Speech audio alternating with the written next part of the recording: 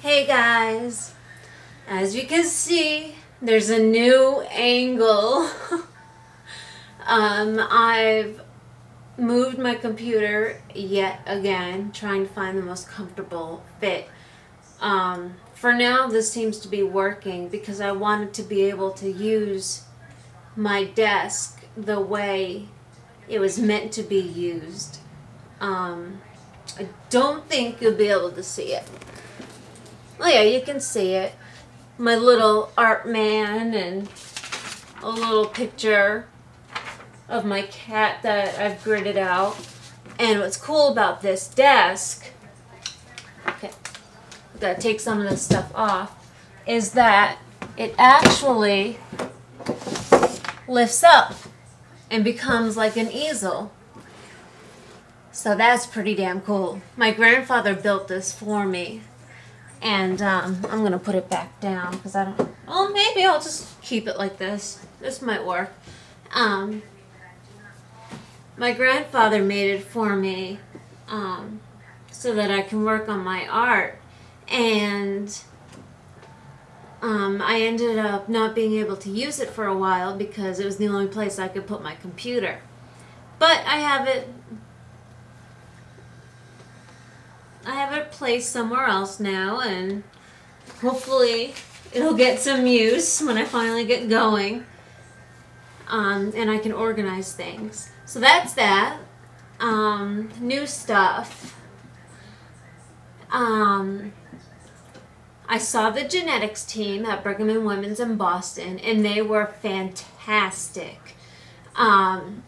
It's so refreshing to not have to explain your condition to a doctor. You know, just having them know what it is, what the symptoms are, how variable the condition can be, all that stuff. And all I had to do was explain my symptoms, like my symptoms, what's bothering me the most, and they did measurements. And it turns out that my height at the time of the appointment was 5 inches taller than the last time I was measured, which was probably a year ago. And I was like, how does that happen? And my mom and I were discussing it, and I was like, oh, I've been wearing my neck collar for most of the morning. So there's your answer. Some of the compression was relieved from my neck, and it actually stretched it about a ½ inch. So maybe I'm supposed to be 5'6", 5'7", and I'm just shrunken.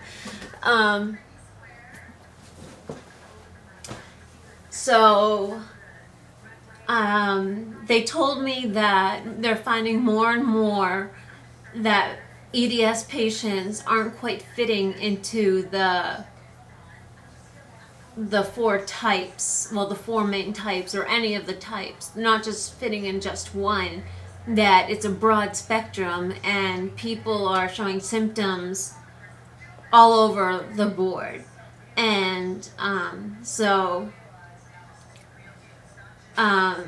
researchers are considering redoing the classification, or just calling it just EDS. Rather than EDS, you know, like for vascular, it could be EDS with cardiovascular dominance, or, you know, something like that. So they're trying to learn more and more. This center actually has mainly EDS and Marfan syndrome patients. So that's really good. I'm set up with a physiatrist. That appointment is in November. Unfortunately, it's that long. And they have a PT program, a physical therapy program for connective tissue diseases specifically. I'm a little skeptical because of my past experiences. They've never worked, but I'm going to give this a shot. That appointment's next week. Let's see, what else? Oh, one of the things I really wanted to address, and this is something that can be embarrassing, undignifying, and And a lot of people don't like to talk about it, but I'm going to talk about it because it affects a lot of people, and especially people with EDS, because of the tissue fragility. And it is the digestive system. Yay! It's pretty common in people with EDS to have some sort of delayed motility in their digestive tract. And it's something I've been experiencing more and more, which is why I want to be seeing the GI doctor. And it's uncomfortable, it's painful, and at this point I don't really know what to do about it. Again, hence the appointment with the GI specialist.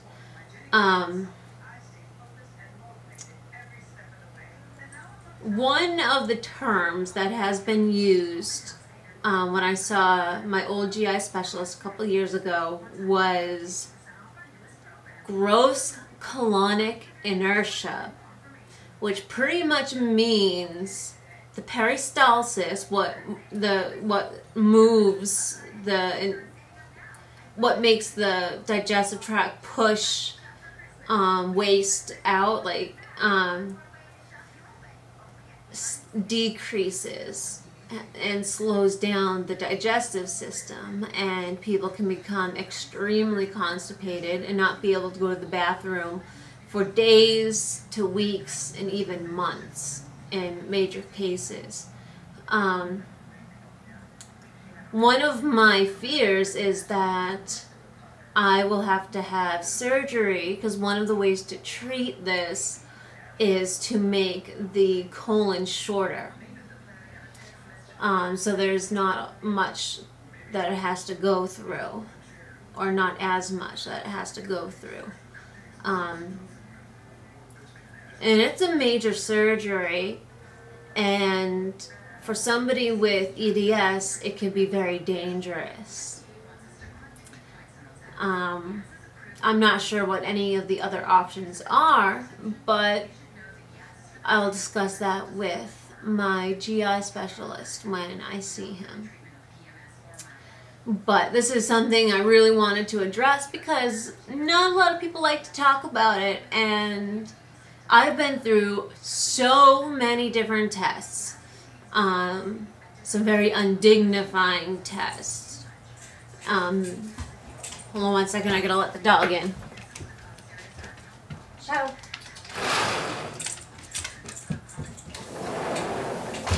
Good boy. Alright, anyway, before I run out of time, you know, you have your basic upper endoscopies, colonoscopies. I had a digestive transit test done where they give you a little pill, well, it's actually a big pill, that has little rings in it that show up on x-rays. And they take an x-ray on day 3, day 5, and day 7 to see, like after you take the pill, to see where the rings are in your digestive tract. And that kind of gives the doctor an idea of how your digestive tract is working.